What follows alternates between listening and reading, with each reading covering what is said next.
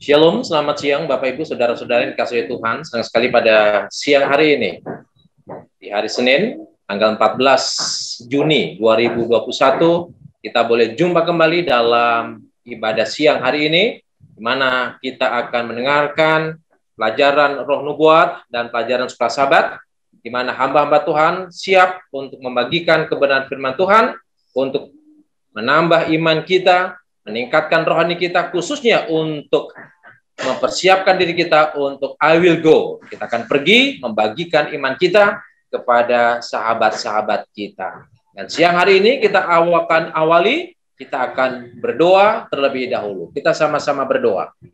Bapa di sorga, Allah yang Maha Baik, terima kasih Tuhan memberkati kami pada siang hari ini, sehingga kami boleh bertemu kembali dalam ibadah Zoom pada siang hari ini. Kedua hamba Tuhan, Pendeta Simorangkir, yang akan memberikan satu pelajaran firman Tuhan melalui Roh Nubuat.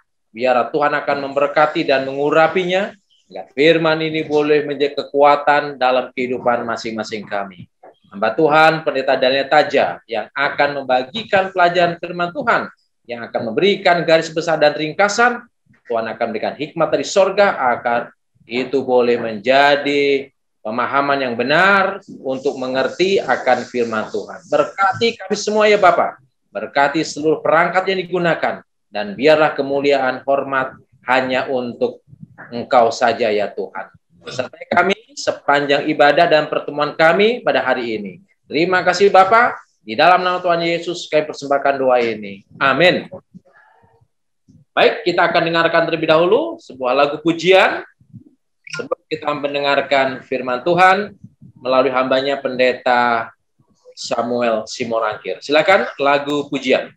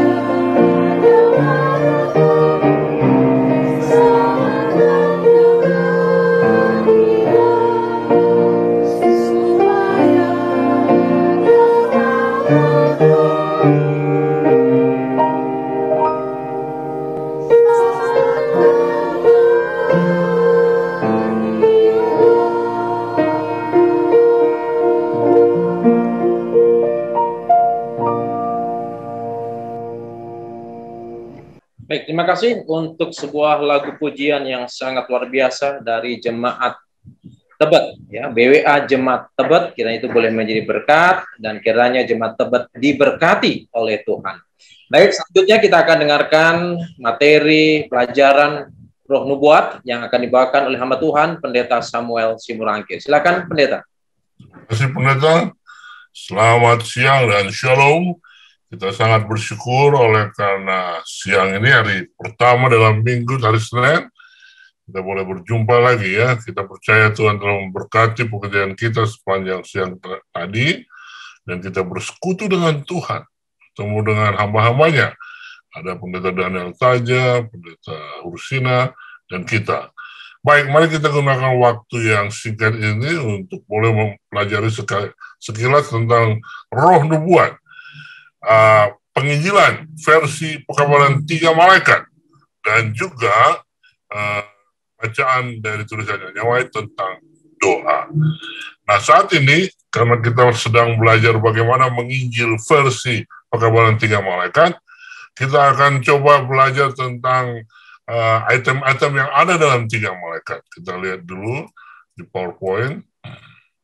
Inilah pekabaran 3 malaikat yang kita ulang-ulangi ya. Pertama, takutlah akan Allah, tiba saatnya penghakiman, sembahlah Allah yang hidup. Ya. Sabat, ya, versi pekabaran 3 malaikat. Ya. Kalau versi sabat kemarin kan itu mengenai diberi sabat pada waktu bangsa Israel keluar dari Mesir menuju Kanaan, ya, agar mereka mengingat penciptanya. Tapi pekabaran 3 malaikat, mengapa kita harus menguduskan sabat? Karena sabatlah yang membedakan mana umat Tuhan yang menyembah Allah yang hidup dan tanda binatang, bilangan patungnya adalah yang mengikuti apa? Setan. Nah, jadi inilah yang pendekatan yang berbeda ya. Nah sekarang kalau malaikat kedua sudah rubuh Babel, mabuk, anggur, dan cabul, ini kita akan pelajari satu-satu, ya.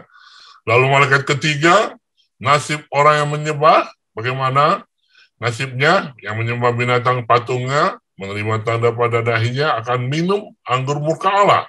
Mereka akan disiksa dengan api dan belerang selama-lamanya, yaitu mereka yang menyembah binatang serta patungnya. Dan telah barang siapa yang telah menerima tanda namanya, maka mereka akan apa? Menghadapi anggur murka Allah. Ini terjadi pada waktu kedatangan Yesus yang ketiga, waktu apinya ya. Jadi ini ya penyembahan Allah yang hidup, sabat, dan penyembahan binatang. Nah sekarang ini nasib orang yang menyembah. Pekabaran 3 malaikat tentang nasib orang yang menyembah Tuhan, ya. Tadi binatang harus apa? Tekun, ya, sabar, kudus, menurut hukum. Intinya jangan lupa beriman kepada Yesus. Jadi pekabaran 3 malaikat yang harus kita beritakan sekarang adalah tentang mari kita beriman kepada Yesus. Kita dibenarkan, ya, kebenaran Kristus, kebenaran pembenaran dan pengudusan. Artinya kalau kita beriman kepada Yesus, bukan kebenaran kita maka kita dibenarkan, tapi karena kebenaran Kristus. Kebenaran dan pembenaran dan pengudusannya. Jadi semuanya ini nggak ada karena kita, tapi karena Yesusnya. Inilah yang pekabaran untuk di akhir zaman. Ya. Jangan lupa, ya, memang ada justification, sanctification, ya, glorification, ya. Tapi kesemuanya itu, ya, bukan perbuatan kita yang diperhitungkan, tapi perbuatan Yesus. Ingat, saya kutip lagi, saya baca kembali kutipan Ellen White dalam Membina Kehidupan Abadi, ya. Dengan penurutan Yesuslah yang sempurna. Jadi bukan penurutan saya, ya. Ia telah memberikan kemungkinan bagi setiap orang untuk mentaati hukum Allah. Ya. Bila kita menyerahkan diri kita kepada Kristus, jadi peranan kita hanya satu, berserah. Ya. Maka hati itu dipersatukan dengan hati. Kehendak dibenamkan dalam kehendak. Pikiran menjadi satu dengan pikiran Yesus. pikiran ditaklukkan kepadanya. Kita menghidupkan kehidupannya. Itulah artinya dipakaikan dengan pakaian kebenarannya. Kemudian manakala Tuhan memandang kita, Ia melihat bukan pakaian daun arah yang dibuat manusia, bukan ketelanjangan dan cacat dosa manusia, melainkan pakaian kebenarannya sendiri. Kebenaran Yesus yang merupakan penurutan yang sempurna atas hukum Yahweh. Ya, haleluya. Jadi peranan kita menyerahkan diri. Bagaimana kita menyerahkan diri? Dengan melihat apa yang Yesus buat. Ya, sekali lagi contoh ya, seperti manusia, kalau kita ada orang jatuh ke sumur atau ke sungai, lalu Yesus kasih pelampung, penyelamat, ya, pakai tali. Nah, ketika kita terima ini pelampung, ya, alasan kita menerima harus jelas. Kalau alasan kita menerima supaya saya selamat, karena masih banyak yang mau saya kerjakan, itulah yang disebut dengan salvation by work. Keinginan selamat itu datangnya dari saya. Tapi kalau salvation by faith adalah, Yesus katakan, ini pelampung untuk aku mau menyelamatkanmu. Aku sudah mati bagimu. Aku sayang engkau. Aku mau engkau selamat. Terimalah keselamatan yang sudah kubuat padamu. Karena aku rindu engkau bersamaku hidup selama-lamanya. Lalu kita terima itu oleh karena kasihnya, karena permintaan Yesus. Jadi didorong oleh kasihnya. Jadi saya beriman melakukan perintahnya bukan karena kemauan saya, tapi karena saya lihat cintanya Yesus itu kepada saya yang membuat saya mau melakukan firman-Nya, perintah. Maka Yesus katakan, kalau engkau mengasihi aku, turutlah perintahku. Artinya, kasih Yesus itu mendorong kita untuk menurut firman-Nya. Bukan karena keinginan dan kerinduan kita. Haleluya. Jadi inilah yang menjadi modal dasar umat Tuhan di akhir zaman. Ya, agar selamat melalui kasih karunia Yesus, iman pada Yesus, dan modal dasar untuk melawan ujian dan pencobaan ya dari Babel. Nah, saat ini saya mau mengundang kita untuk belajar ya. Ini ada video durasi 40 menit dari hamba Tuhan Pendeta Joseph Limoreno, dibuat untuk menolong kita mengerti apa itu Babel. Siapa itu Babel. Dari 40 menit, nanti kita bagi dulu, 15 menit, nanti besok lagi dalam minggu ini, saudara-saudara akan tuntas mengerti Babel yang dimaksud. Ya, puji Tuhan. Beliau masih kurang sehat, masih mau kesembuhan maksimal, kita doakan supaya bisa bergabung dengan kita. Shalom, dan judul keluarlah dari Babel. Nah, di dalam pelajaran ini, dalam seminar pelatihan ini, kita akan mencoba melihat apa kaitan Babel dengan umat Tuhan, dan juga bagaimana kita akan melihat arti pernyataan keluarlah dari Babel. Umat, mengapa kita diundang keluar, dan mengapa umat Tuhan diundang keluar? Siapa Babel itu sesungguhnya? Yang kemudian perlu kita ketahui catatan yang diberikan oleh Babel itu. Nah, kemudian pertanyaan bagi kita, mengapa Babel disebutkan sudah jatuh dan umat Allah dipanggil keluar dari dalam? Untuk melihat ini, kita akan melihat Babel dalam urutan peristiwa kita. Kita tentu tahu bahwa Babel itu dunia dibangun oleh seorang bernama Nimrod, dan kemudian pembangunan itu terhenti, lalu muncullah Babel baru atau New Babilonia yang kemudian dibesarkan dan dipopulerkan oleh Nebukadnezar menjadi satu kerajaan besar yang pertama di seluruh dunia yang menguasai seluruh. Lalu kemudian Babel itu hilang, tapi muncul lagi di akhir zaman dalam pernyataan-pernyataan nubuatan. Dan tentu ini memiliki kaitan. Karena itu, saudaraku, di dalam kisah Babel atau Babylon yang kemudian kita lihat pertama sekali muncul di dalam Kejadian pasal 11, maka Babel ini sebenarnya dibangun oleh seorang bernama Nimrod, merupakan sebuah simbol perlawanan kepada rencana. Karena itu Hebat baru selesai dari muka bumi, maka Nimrod memimpin satu pembangunan yang membuat bertentangan dengan ketika Nuh dan seluruh anak-anaknya Tuhan pesankan penuh hidup, ya, berkembang biaklah dan bertambah baik. Tetapi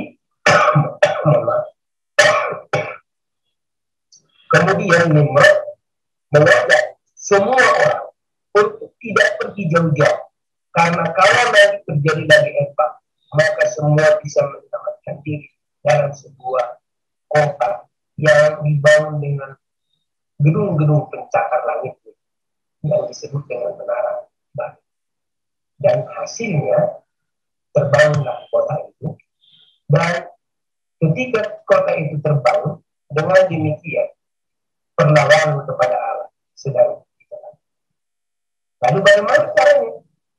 Babel ini kemudian digagalkan pembangunan dengan cara menghancurkan bahasa-bahasa atau memecahkan bahasa. Jadi mereka satu bahasa, bukan satu ritme bahasa. Mereka sekarang memiliki pemahaman. Mereka punya kata-kata yang berbeda terhadap satu benda, dan hasilnya mereka mengacau. Dan sejak kekacauan itulah maka setiap kali muncul kata Babel di dalam Alkitab, sering maknanya adalah kekacauan. Apa pahamnya? Jadi ketika kita menemukan kata Babel, yang kita temukan makna atau definisi yang diberikan kepadanya kekacauan. Kemudian untuk sekian ratus tahun kemudian, Babylon itu muncul lagi. Ketika sudah digagalkan, muncul lagi dan dibangun oleh seorang yang bernama dan terkenal dengan Kodeks Hammurabi atau hukum-hukum Hammurabi. Tetapi ini dilanjutkan oleh seorang bernama Nebukadnezar. Nebukadnezar membuat Babylon menjadi kota yang terkenal, bahkan menjadi salah satu dari keajaiban, di mana di Babylon yang dibangun oleh Nebukadnezar terdapat pembangunan yang luar biasa. Dan ini menjadi kerajaan besar pertama, ya, jadi kerajaan besar pertama yang menguasai seluruh. Lalu kemudian kita akan teruskan melihat kepada bagaimana kemudian Babel menjadi sebuah kata yang muncul lagi di Alkitab, khususnya di dalam nubuatan-nubuatan akhir Alkitab. Mengapa? Karena sifat yang pertama itu muncul kembali. Sifat yang pertama Babel muncul oleh karena melawan Allah. Begitu juga Babel yang ketiga ini akan muncul dan sedang muncul dan sudah muncul untuk menjadi perlawanan kepada Tuhan. Dalam maksud dan rencana penyelamatan dan rencana penebusan surga, Babel muncul membentuk satu perlawanan kepada Tuhan dengan mengambil alih gereja Kristenan itu. Dan Babel ini menjadi gambaran gereja murtad. Dan di dalam Yohanes pasal 17, dia dikenal sebagai perempuan pelacur yang disebut sebagai Babel, ibu dari semua wanita pelacur. Lalu saudara, pekabaran malaikat pertama, kedua, dan ketiga yang kita dapatkan di dalam buku Yohanes pasal 14 adalah pekabaran yang khusus dikumandangkan di zaman ini, karena di zaman ini Babel sedang menguasai gereja dan semua orang diundang untuk keluar dari dalam.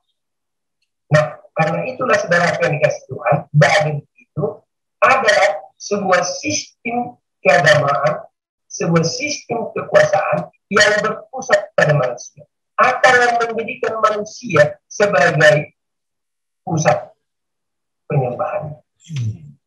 Dan itu makanya sejak dari awal pun Babel telah muncul menjadi sebuah perlawanan kepada Allah, begitu juga yang Babel menjadi perlawanan kepada Allah, dan sampai kepada akhir zaman, kelihatannya Babel akan tetap digunakan oleh iblis dalam memimpin perlawanan kepada Allah.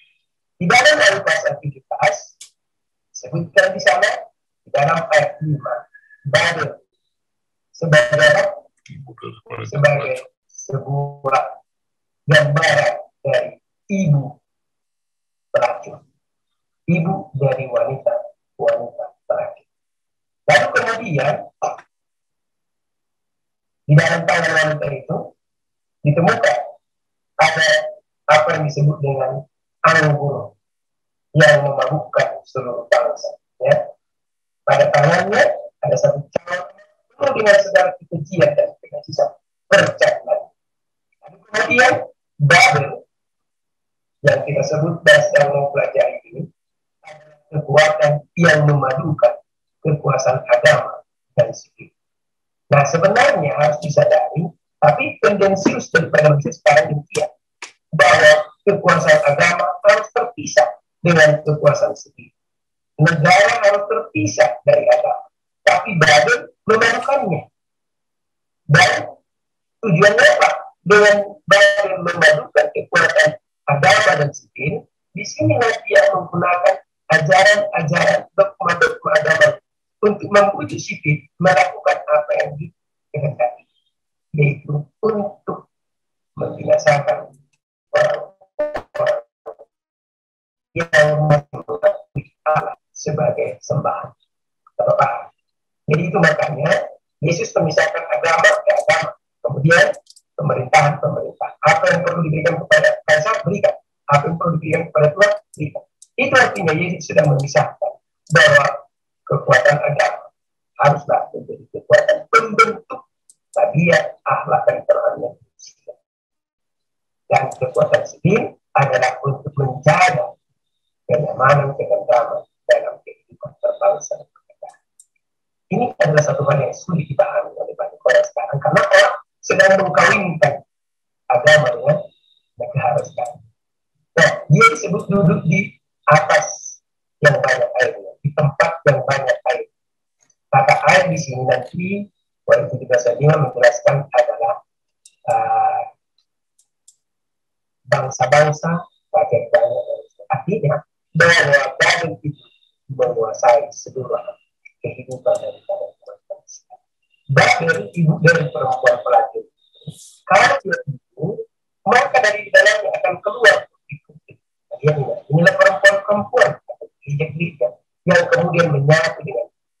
Dan lihat, yang keluar dari gereja besar yang disebut Babel ini adalah gereja Protestan yang lahir pada abad ke-16, di mana karena gereja Katolik gagal menjadi seorang ibu yang baik, maka putri-putrinya memutuskan bunga dengan ibu-ibunya. Dan buku ini dengan jelas mengajarkan bahwa putri-putri itu menjadi seperti orang-orang gelisah. Kenapa mereka gelisah? Karena mereka ketika kedua bukan mencoba mencari kebenaran Allah dengan sungguh-sungguh disertai dengan penelitian melalui tuntunan Roh Kudus, tapi mereka justru melihat bukan kepada gereja lagi, bukan lagi kepada kita lagi, bukan kepada Allah. Mereka mulai melihat sekitar. Sama seperti bangsa Israel, jadi melihat rumput yang di kandang sana, yang di luar kandang dipijak daripada rumput yang disediakan Tuhan dalam kandang tersebut. Dan kemudian mereka gelisah, dan kemudian gereja-gereja atau ya putri-putri ini kemudian berkolaborasi, dan itu kembali dia memiliki sifat itu di masa lalu. Nah, ada inspirasi memberikan satu kata.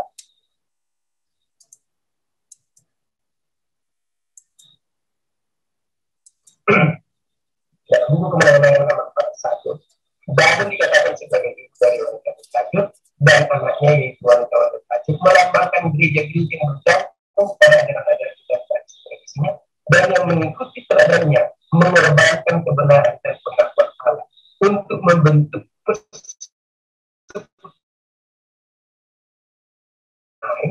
bagaimana disebutkan di sana, dia menjadi pembentuk persekutuan ilegal dengan dunia.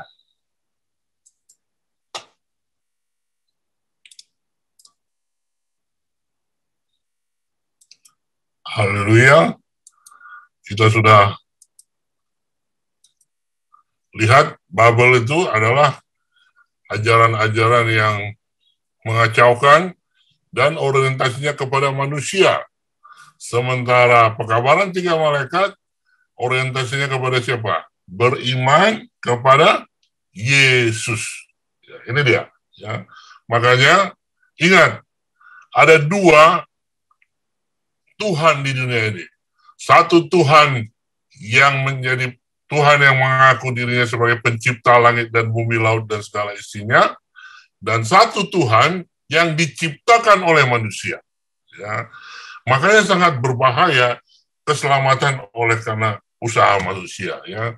Salvation by work. Kabaran kita di akhir zaman adalah kita ini diselamatkan oleh karena kasih karunia, bukan karena diri. Karena ajaran Babel adalah ajaran diri. Bagaimana, kalau kau mau sukses, kau harus sungguh-sungguh belajar supaya kau sukses. Kau harus baik, ya, tanpa mengandalkan kuasa Tuhan. Ya, mengabaikan kuasa Tuhan. Sementara pekabaran di akhir zaman adalah beritakan kepada dunia. Dari mulai dulu, perjanjian lama sampai sekarang sebenarnya, semua ini kasih karunia. Ada karena Tuhan yang mulai. Ada karena Tuhan yang sudah sediakan. Mari kita menyembah Tuhan yang hidup. Keluar dari apa? Dari Babel. Ajaran-ajaran agama yang berdasarkan tradisi manusia atau kepentingan manusia sendiri. Haleluya. Jadi jangan lupa, untuk masuk surga, seseorang harus memiliki Kristus yang dibentuk, ya, di dalam, yang adalah pengharapan kemuliaan. Benar, manusia yang baik yang harus masuk surga. Tapi dia baik bukan karena usahanya untuk baik, tapi karena mengandalkan kuasa dan kasih sayang Yesuslah, kebenaran Yesuslah yang membuat dia baik. Ya. Jadi hubungan kita dengan Tuhan harus continue, ya. Makanya jangan hanya berdoa pagi dan sore, siang pun kita harus bertemu dengan Tuhan. Ya. Hanya Tuhan Yesus yang dapat membentuk dan mengubah karakter. Ya. Oke, untuk 2 menit terakhir pelajaran kita minggu ini mulai dari buku The Prayer tulisan Ellen G. White adalah doa yang dijawab. Ya. Jawaban daripada doa. Tuhan akan menjawab jika kita bertanya. Ya. Kebijaksanaan duniawi mengajarkan bahwa doa tidaklah penting. Para ilmuwan mengklaim bahwa tidak mungkin ada jawaban nyata atas doa. Bahwa ini akan menjadi pelanggaran hukum, keajaiban, dan keajaiban itu tidak ada. Alam semesta, kata mereka, diatur oleh hukum-hukum yang tetap. Dan Tuhan sendiri tidak melakukan apapun yang bertentangan dengan hukum-hukum ini. Ya. Dengan demikian, mereka mewakili Tuhan sebagai terikat oleh hukumnya sendiri. Seolah-olah pelaksanaan hukum ilahi dapat mengesampingkan kebebasan ilahi. Ajaran seperti ini bertentangan dengan kesaksian kitab suci. Bukankah mujizat dilakukan oleh Kristus dan para rasulnya? Juru selamat penuh kasih yang sama hidup hari ini. Dia bersedia mendengarkan doa iman seperti kita ketika dia berjalan di antara manusia. Alam bekerja sama dengan supernatural. Itu adalah bagian dari rencana Allah untuk menganugerahkan kepada kita sebagai jawaban atas doa iman. Apa yang tidak akan dia berikan jika kita tidak meminta. Lihat, ajaran manusia jangan berdoa. Ya, semua itu berjalan sendiri. Tidak. Takutlah akan Allah. Kita harus beriman kepada Tuhan. Kita berdoa, maka Tuhan akan menjawab kita. Besok akan kita sambung lagi. Tuhan memberkati kita. Saya bawakan dalam nama Tuhan Yesus Kristus. Amin. Selanjutnya kita akan mendengarkan lagu tema kita, I Will Go. Sebelum kita mendengarkan pemaparan pelajaran Suka Sabat yang akan dibawakan oleh hamba Tuhan Pendeta Daniel Taja. Silakan.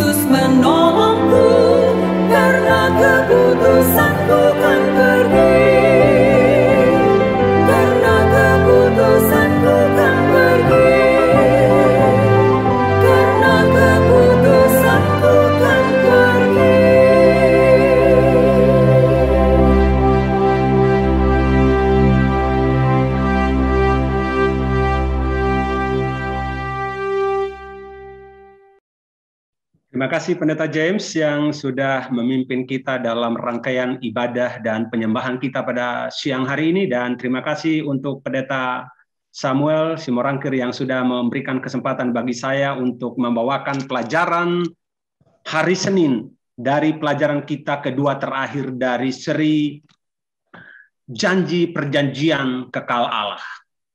Dan pada hari Senin ini kita akan belajar sedikit dengan judul adalah Perjanjian dan Korban. Sudah barang tentu kita sudah belajar mulai dari pelajaran Sabat petang kemarin, dan saya percaya juga yang hari ini kita sudah baca paling tidak. Dengan judul besar kita hari ini atau minggu ini adalah Perjanjian Iman. Namun sebelum saya memberikan sedikit dari pelajaran hari Senin ini, saya ingin memastikan bahwa kita semua yang ada di Zoom ini, demikian juga yang ada di live streaming Facebook, tentunya sudah mengikuti pelajaran demi pelajaran sepanjang triwulan ini. Sehingga ketika kita tiba pada pelajaran yang ke-12 ini, maka kemudian kita tidak ada missing link, kita tidak ada yang tertinggal. Oleh karena pelajaran ini adalah satu paket untuk mengerti janji perjanjian Allah yang kekal bagi keselamatan umat manusia.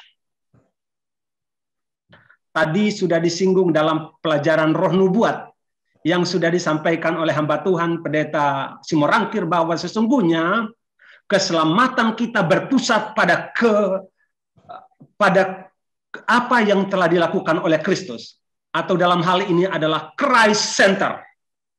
Jadi semuanya berpusat pada apa yang telah dilakukan oleh Kristus untuk menyelamatkan kita.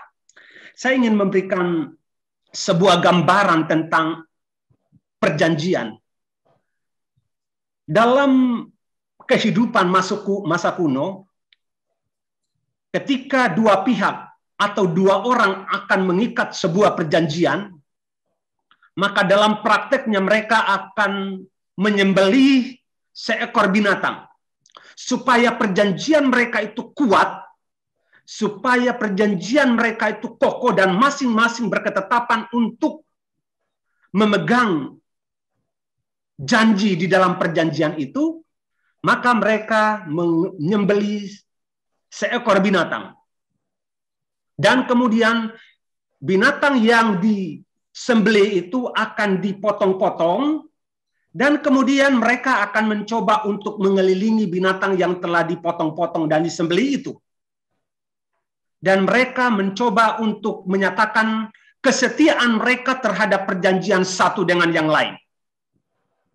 Dan dalam sebuah perjanjian, bila mana salah satu pihak mengingkari janji yang telah diikat, maka kemudian orang atau pihak yang mengingkari janji itu akan disembelih atau akan dipotong-potong seperti hewan yang telah dipotong itu. Itulah konsekuensi dari sebuah perjanjian kalau seseorang mengingkari atau tidak menepati dari perjanjian itu. Saudara-saudara yang kasih dalam Tuhan, kita coba masuk kepada esensi dari perjanjian dan korban di dalam pelajaran hari Senin ini. Kalau kita baca di dalam 1 Petrus yang pertama ayat yang ke-18 dan ke-19, saya yakin itu ada di dalam pelajaran sekolah sahabat kita. Sebab kamu tahu bahwa kamu telah ditebus dari cara hidupmu yang sia-sia, yang kamu warisi dari nenek moyangmu, bukan dengan barang yang fana, bukan pula dengan perak atau emas, melainkan dengan darah yang mahal, yaitu darah Kristus yang sama seperti darah anak domba yang tak bernoda dan tak bercacat. Saudara, ketika kita masuk dalam pelajaran ini dikatakan perjanjian dan korban. Dari setiap konsekuensi dari pelanggaran terhadap sebuah perjanjian harus ada korban. Dan kita bersyukur kepada Tuhan sekalipun kita manusia yang mengingkari perjanjian iman dengan Dia. Ingat mulai dari Eden ini. Setelah mereka mengingkari untuk patuh, untuk taat kepada Tuhan. Maka kemudian yang berinisiatif untuk datang dan menyelamatkan, untuk membayar harga dari mengingkarnya atau dari ingkarnya janji itu adalah Tuhan. Seharusnya kita yang membayar harga itu, tetapi dalam pelajaran-pelajaran kita terdahulu dipastikan bahwa Tuhan telah mengambil harga yang seharusnya kita bayar, dan Dia bayar dengan seisi sorga. Dengan Kristus sendiri yang harus mati di Golgota untuk terjaminnya keselamatan kita. Untuk terjaminnya hubungan yang akrab dan intim dengan Tuhan tetap terjaga. Oleh karena Kristus saja. Kenapa? Karena dosa telah melululantahkan. Dosa telah menghancurkan hubungan itu. Itu sebabnya harus ada yang ilahi dan juga sekaligus manusia. Seorang manusia yang sempurna. Dalam hal ini Kristus yang tanpa dosa. Dialah yang telah mengorbankan dirinya. Saudara-saudara yang kasih dalam Tuhan. Kalau kita baca di dalam Ibrani pasal yang ke-9 ayat yang ke-22. Luar biasa ayat ini memberitahukan kepada kita. Dan hampir segala sesuatu disucikan menurut hukum Taurat dengan darah. Dan tanpa penumpahan darah tidak ada pengampunan. Saudaraku yang kasih dalam Tuhan. Itulah pentingnya. Sehingga kalau kita baca pelajaran yang kemarin, yang hari Minggu, yang mengenai bayangan Kalvari. Darah yang telah ditumpahkan. Mulai dari sejak manusia jatuh ke dalam dosa. Sampai kepada upacara-upacara di dalam bait suci. Ya, di dalam kemah suci pada zaman Musa dan kemudian pada zaman nabi-nabi. Itu menggambarkan dari apa yang akan dilakukan di kemudian hari oleh Kristus sebagai korban yang nyata untuk pengampunan dosa manusia. Jadi dengan demikian pelajaran kita hari ini disampaikan bahwa kalau waktu Petrus menyatakan bahwa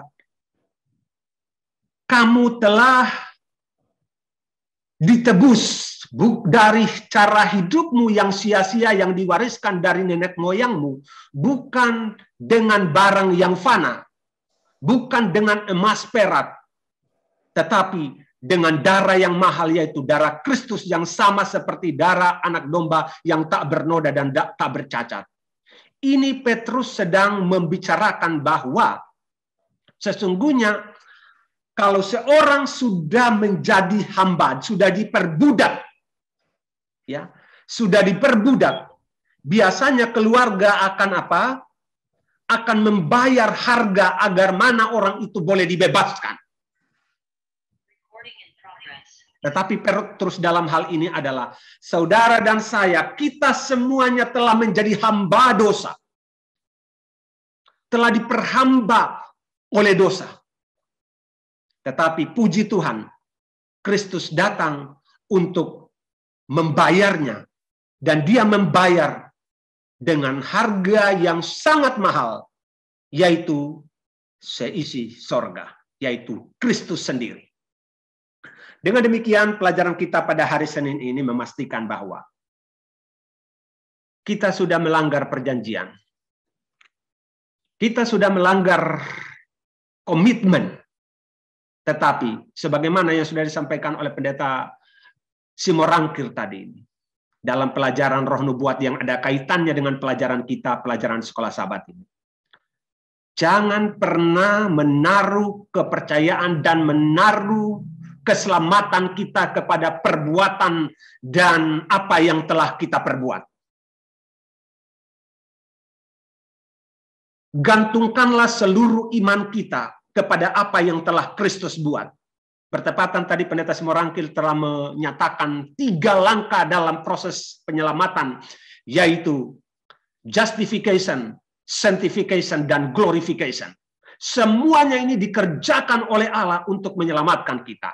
Dan apa yang perlu kita lakukan adalah we have to respond.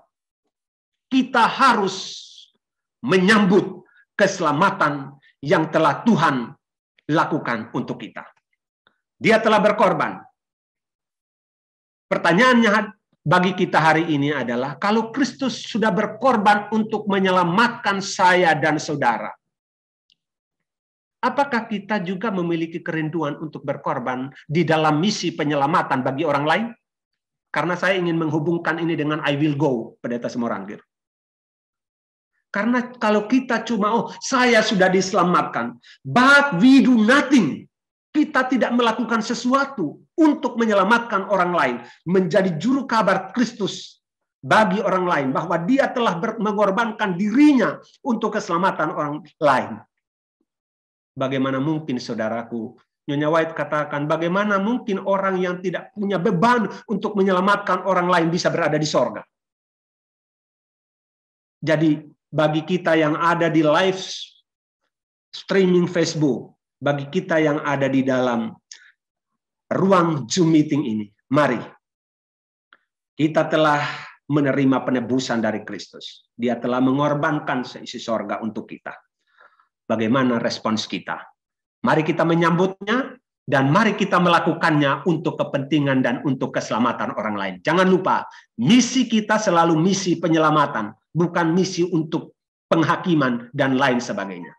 Semoga pelajaran kita di pelajaran hari Senin ini akan membawa kita kepada suatu perubahan sikap dan perubahan komitmen.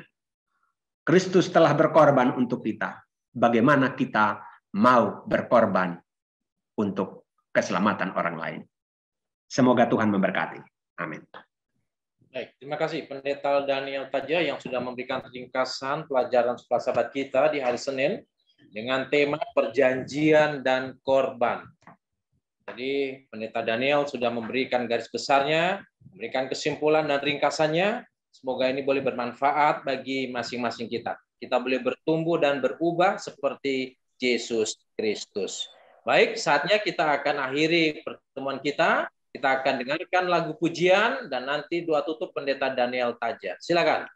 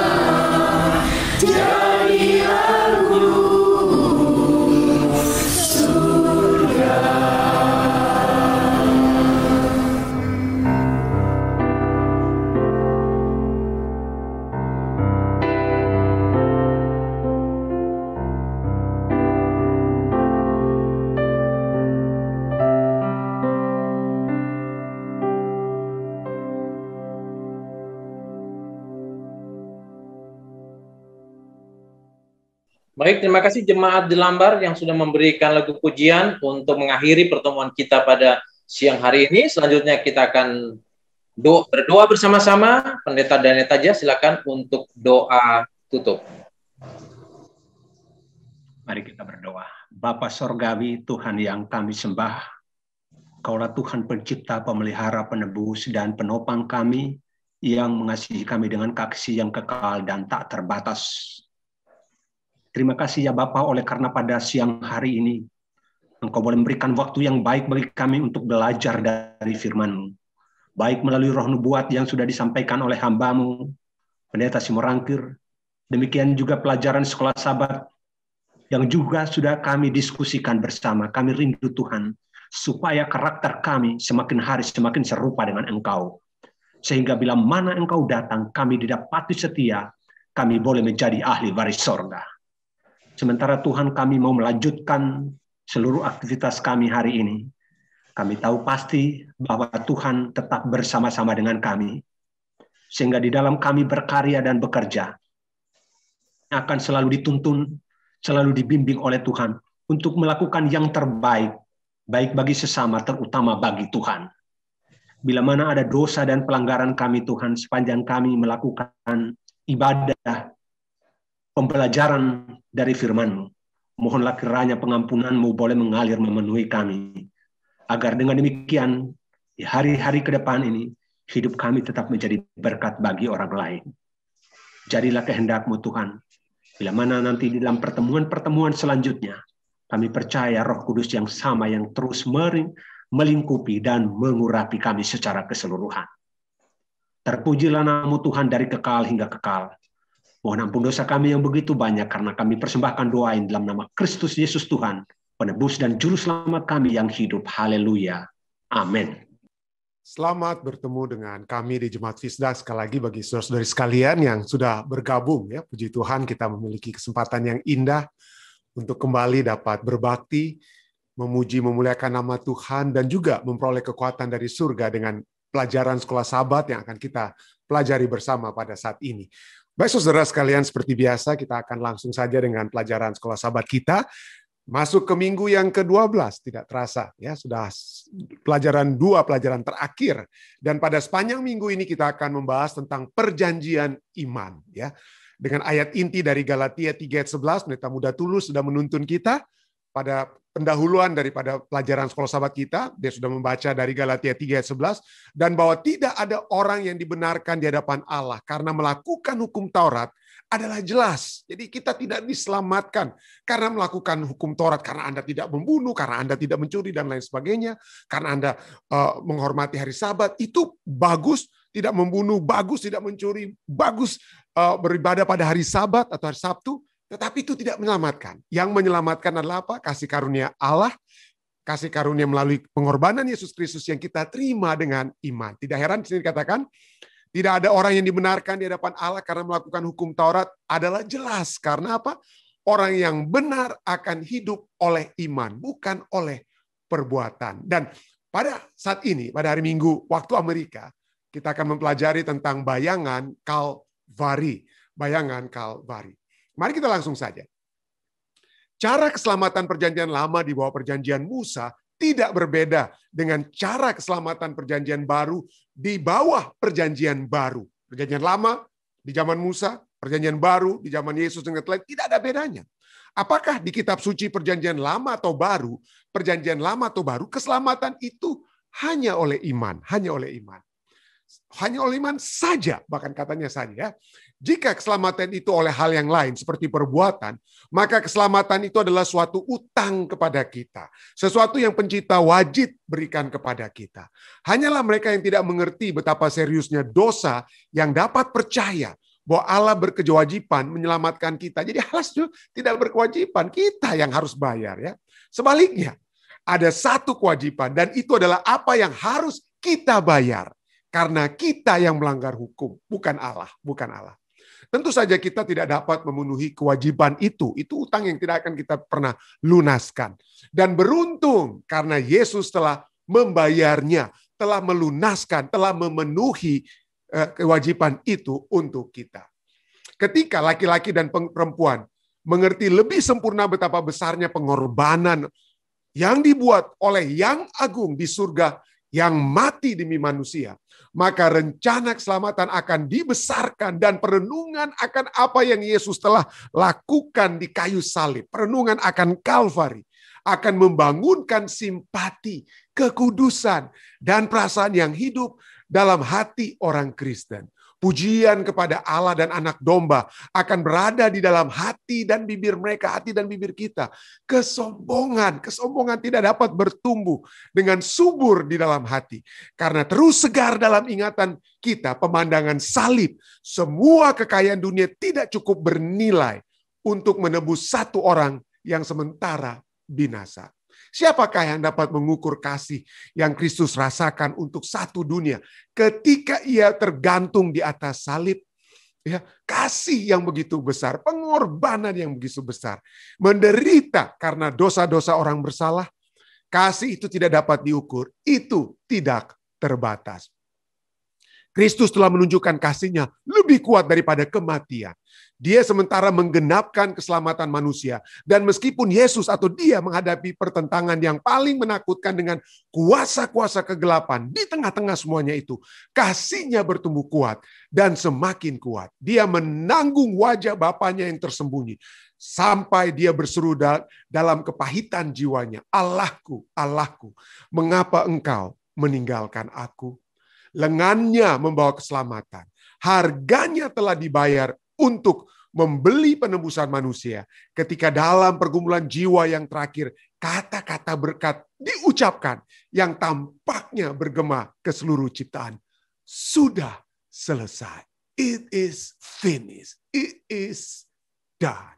Ini dua yang akan kita coba bahas pada malam hari ini tentang Allahku, Allahku, mengapa engkau meninggalkan aku? Dan pada akhirnya Yesus berkata apa? Sudah selesai. Ellen White dalam Testimony for the Church, jilid 2, halaman 212-213 katakan, pemandangan Kalvari mengundang emosi yang terdalam. Kasih. Seperti saat kita tadi mendengarkan lagu yang dibawakan oleh adik Edelweiss Lai tadi ya, merinding saya. Karena langsung terbayang Yesus yang mati di kayu salib. Ya. Pemandangan Kalvari mengundang emosi yang terdalam. Terhadap pokok ini Anda dapat diizinkan jika Anda sangat bersemangat. Ya. Karena Kristus yang begitu baik, begitu tidak bersalah, harus menderita kematian yang sangat menyakitkan untuk menanggung beban dosa-dosa dunia. Pikiran dan imajinasi kita tidak pernah dapat mengerti sepenuhnya panjangnya, luasnya, tingginya, dalamnya kasih yang ajaib yang tidak dapat diukur. Yang kita tidak dapat ukur. Perenungan terhadap kedalaman yang tak tertandingi dari kasih juru selamat harus mengisi pikiran, menjamah dan melembutkan jiwa, menyaring dan meninggikan kasih sayang, dan mengubah karakter yang sepenuhnya. Berdoalah untuk apa yang Ellen White tulis di sini, yang tadi ya. Pertahankan kalimat-kalimat ini dalam pikiran. Bacalah Galatia 6 ayat 14 yang menyatakan tentang kasih yang begitu besar ya. Pada saat kita yang seharusnya mati tersebut ya. Dan kemudian tanyakan pada dirimu sendiri dalam cara apakah saya dapat memuliakan salib Kristus? Ya. Cara apakah kita dapat memuliakan? Inilah tambahan kita ya. Mungkin kita akan mencoba membahas sedikit tentang pertanyaan kenapa kok Yesus harus berkata, Allahku, Allahku, mengapa engkau meninggalkan aku? Ya. Kita tahu kurang lebih 3 jam Yesus berada terpaku di kayu salib sebelum dia mati. Ya. Dan dia mengucapkan 7 kata atau 7 kalimat, frase. Ya. Dan yang pertama adalah apa yang dia katakan di kitab Matius ini, ada paralelnya di kitab Matius, lalu kemudian ada 3 kata yang dituliskan di kitab Lukas, dan ada 3 kata lain yang dituliskan di kitab Yohanes. Dan kata inilah, Allahku, Allahku, mengapa engkau meninggalkan aku? Ini tidak mungkin dilupakan oleh umat-umat manusia atau orang-orang Kristen. Ya, paling terkenal mungkin. Ya. Nah, kenapa? Ya, kenapa ini yang pertama-tama Yesus ucapkan pada saat dia berada di kayu salib? Kenapa ini yang dia ucapkan? Pertama kali dia ucapkan. Apakah Allah memang telah meninggalkan dia? Ya, kalau kita lihat Yohanes 18 ayat 29 sudah katakan apa? Dan ia, Bapa yang telah mengutus aku. Yesus katakan tentang Allah Bapa ya. Ia yang telah mengutus aku, ia menyertai aku. Ia tidak membiarkan aku sendiri. Sebab aku senantiasa berbuat apa yang berkenan kepadanya. Yesus tahu dia harus mati. Itu sudah dia sudah direncanakan dia harus mati di kayu salib. Ya, harus disalib, dia tahu. Tapi dia juga sudah katakan Allah Bapa tidak akan membiarkan aku sendiri. Bukan hanya satu kali, berkali-kali. Contoh yang berikutnya, Yohanes 16 ayat 32. Aku tidak seorang diri, sebab Bapa menyertai aku. Bapa tidak pernah meninggalkan aku. Jadi mungkin lebih tepatnya kalau doa Yesus itu adalah mungkin lebih tepatnya, Allahku, Allahku, mengapa murid-muridku meninggalkan aku? Nah, itu mungkin lebih tepatnya begitu ya, dari sudut pandang manusia. Kenapa mesti Bapaknya yang mengasihi dia, yang katakan dalam Yohanes 8 tidak akan pernah membiarkan dia sendiri, Bapa menyertai dia, harus katakan. Yesus tahu apa yang akan terjadi, bukan? Yohanes 18 ayat 4 berbicara pada saat Yesus berkata kepada murid-muridnya, maka berbicara tentang Yesus dan murid-muridnya. Maka Yesus ya pada saat murid-muridnya di Taman Getsemani lari, maka Yesus yang tahu semua yang akan menimpa dirinya. Yesus tahu, makanya dia tidak lawan kan. Maju ke depan dan berkata kepada orang-orang yang akan menangkap dia, siapakah yang kamu cari? Kenapa? Yesus tahu semua, termasuk dia akan dipaku di kayu salib. Semua yang akan menimpa dia. Dan cukup menarik untuk melihat bahwa kenapa Yesus menggunakan kata Allahku, Allahku. Loh, apa bedanya pendeta? Apa masalahnya? Pada saat dalam Matius 27 ayat 46 ini Yesus katakan, Allahku, Allahku, mengapa engkau meninggalkan aku? Kenapa? Karena kalau setiap kali Yesus berbicara tentang Allah Bapa, dia tidak pernah berbicara, mungkin kali ini aja ya, dia selalu berbicara tentang apa? Kata Bapa. Itu lalu Om Rain pernah bahas sedikit ya, Om Rain ya. Bapa, Yesus sekali berkata tentang Bapa. Lukas 23, 34 di kayu salib itu juga pada saat dia berbicara, apa Yesus katakan? Yesus berkata, ya Bapa, salah satu perkataan Yesus ya, ampunilah mereka, sebab mereka tidak tahu apa yang mereka perbuat. Jadi Yesus tahu menggunakan kata Bapa di kayu salib bukan karena dia lagi kesakitan, lalu berdarah dan lain sebagainya, maka dia lupa untuk bicara tentang Bapa. Tidak. Dia berbicara Bapa itu apa? Setelah dia katakan Allahku, Allahku, mengapa engkau meninggalkan aku? Dia gunakan kata apa? Bapa. Lalu kata terakhirnya, kalimat terakhir sebelum dia mati apa dikatakan dalam kedua terakhir dia katakan apa dalam Lukas 23 ayat 46. Lalu Yesus berseru dengan suara nyaring, ya Bapa. Sebelum dia mati ini. Ya, sebelum kata it is finished ya. Ya Bapa, ke dalam tanganmu kuserahkan nyawaku. Jadi selalu kata-kata yang Yesus ucapkan itu adalah Bapa. Tidak heran kita memiliki doa Bapa kami. Kita tidak memiliki doa yang kita miliki bukan doa Allah kami. Ya Bapa ya Bapa kami itu doa Bapa kami bukan doa Allah kami. Nah, ya jadi kenapa dia harus dua kali Allahku, Allahku? Kan satu kali aja cukup kan? Kalau dia mau artinya menderita ya, satu kali mungkin Anda pikir, dia selalu menderita pendeta, makanya dia bicara sampai dua kali Allahku, Allahku. Dan bahasa dikatakan pada saat itu dia berteriak. Dia berteriak bukan karena apa, tapi memang berteriak keras-keras pada saat dia mengucapkan kata-kata ini. Nah, pertanyaannya, kenapa harus dua kali? Ya, kenapa harus dua kali? Ini lengkapnya, ya. Lengkapnya ya, dia berbicara apa ya tentang dia berteriak Allahku, Allahku itu. Nah, sebelumnya kalau kita lihat kenapa dia harus berteriak, kenapa Allahku, mengapa engkau meninggalkan aku? Ini cukup aneh, kenapa? Oleh sebab di dalam Alkitab yang biasanya meninggalkan Allah itu bukan Allah. Allah tidak pernah meninggalkan umatnya. Allah itu selalu apa? Berserta. Makanya ada Immanuel, Allah beserta kita ya. Yeremia 2:13 katakan apa? Sebab dua kali umatku berbuat jahat. Mereka meninggalkan aku. Mereka yang meninggalkan aku. Sumber air yang hidup untuk menggali kolam bagi mereka sendiri. Kolam yang bocor yang tidak dapat menahan air. They have forsaken me. Bahasa Inggrisnya ya. Melupakan aku. Ya. Jadi manusia yang melupakan Allah dan bukan sebaliknya. Bukan sebaliknya. Jadi di sinilah kita lihat agak aneh ya. Raja Daud sendiri sudah pernah menyaksikan. Raja Daud, dia katakan apa? Dahulu aku muda, sekarang telah menjadi tua, tetapi tidak pernah aku dengar orang benar ditinggalkan. Orang benar itu tidak pernah ditinggalkan. Tapi kenapa sekarang? Ya, bagaimana seorang bapa meninggalkan, forsaken, melupakan anaknya. Ya, biarpun anak-anak yang terhilang sekalipun, itu tidak akan pernah dilupakan oleh sang bapa. Apalagi ini anak Allah. Nah, kenapa sekali lagi ya? Kenapa Yesus harus 2 kali dia katakan apa? Allahku, Allahku. Nah, kenapa? Bukan karena Yesus salah bicara. Yesus tidak salah bicara. Kenapa? Bahkan dia tidak salah kutip. Dengan kata lain, secara letterlek, apa yang Yesus katakan. Nah, Matius 27 ayat 46-47 katakan apa? Kira-kira jam 3 berseluruhlah Yesus dengan suara nyaring, Eli, Eli, lama sabachthani. Ya, yang artinya, Allahku, Allahku, mengapa engkau meninggalkan aku? Allahku, Allahku, 2 kali, bukan 1 kali. Ini adalah apa yang dia kutip dari Mazmur 22 ayat 2. Yaitu apa? Allahku, bukan 1 kali, iya 2 kali. Allahku, Allahku, mengapa engkau meninggalkan aku? Lalu kemudian Daud tulis yang berikutnya berbeda ya. Aku berseru tetapi engkau tetap jauh dan tidak menolong aku. Itu seruan manusia. Daud mewakili umat manusia yang menangisi perpisahan manusia dengan Allah oleh sebab apa? Oleh sebab dosa. Jadi kita jangan salah mengerti.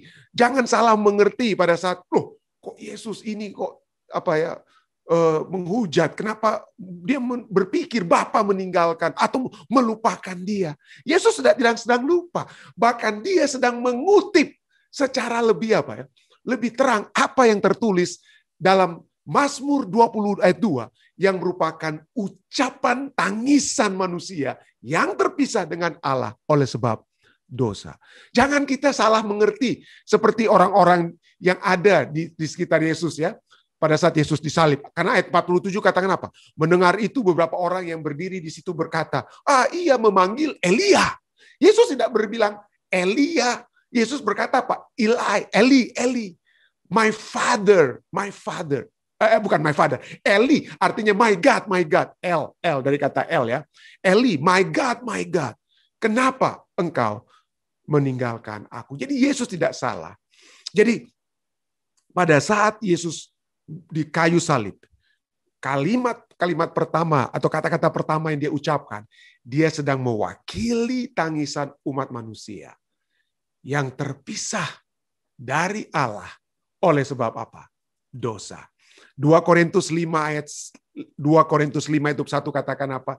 Dia yang tidak mengenal dosa telah dibuatnya menjadi dosa karena kita, karena saudara dan saya, supaya dalam dia, dalam Yesus, kita dibenarkan oleh Allah. 2 Korintus 5 ayat 1. Galatia 3:13 katakan apa? Kristus telah menebus kita dari kutuk hukum Taurat dengan jalan menjadi kutuk karena kita. Sebab ada tertulis, terkutuklah orang yang digantung pada kayu salib. Kalau kita terus membaca Mazmur 22, tadi kita lihat apa yang Yesus kutip. Mazmur 22 itu adalah nubuatan mengenai Yesus. Kalau Anda membaca Mazmur 22, Anda akan lihat beberapa poin di situ yang menyatakan apa yang akan terjadi pada Yesus. Pada saat dia disalib, dia akan dicemooh. Itu disebutkan juga dalam Mazmur 22. Tapi dia itu harus menjadi wakil manusia. Jadi pada saat dia berkata kepada Allah, ya, kepada Bapa, dan dia katakan, kenapa engkau meninggalkan? Karena dosalah yang telah apa? Yesus bukan sedang bertanya. Dia tidak sedang bertanya. Dia sedang mengutip. Dia bukan sedang bertanya. Dia sedang apa? Dia sedang menyatakan, membuat satu pernyataan. Pernyataan yang dibawakan, dirasakan oleh umat manusia yang terpisah dari Bapa, dari Allah oleh sebab dosa. Itulah sebabnya Seventh-day Adventist Bible Commentary kutipan Nyonya White katakan apa? Kegelapan yang mengerikan perlu terjadi pada jiwa Yesus ya. Oleh sebab ditariknya kasih dan kemurahan Bapa. Sementara ya menjelang kematian ya. Ditariknya kasih dan kemurahan Bapa. Karena ia sekarang berdiri di tempat orang berdosa. Dan kegelapan inilah yang harus dialami oleh setiap orang berdosa itu. Jadi itulah kegelapan yang saya harusnya sadari pada saat saya berdosa. Kegelapan itu haruslah kita teriak. Kita sudah terpisah dari Allah kita oleh sebab dosa ya. Orang benar ini, Yesus Kristus, harus menanggung penghukuman dan murka Allah bukan karena dendam. Sebab hati Allah terluka oleh kesedihan terbesar saat anaknya yang tanpa bersalah menderita hukuman dosa. Pemisahan kekuatan ilahi ini tidak akan pernah lagi terjadi sepanjang zaman kekal. Kenapa Yesus harus katakan apa? Allahku, Allahku. Kenapa Yesus harus merasakan seakan-akan Allah meninggalkan Yesus?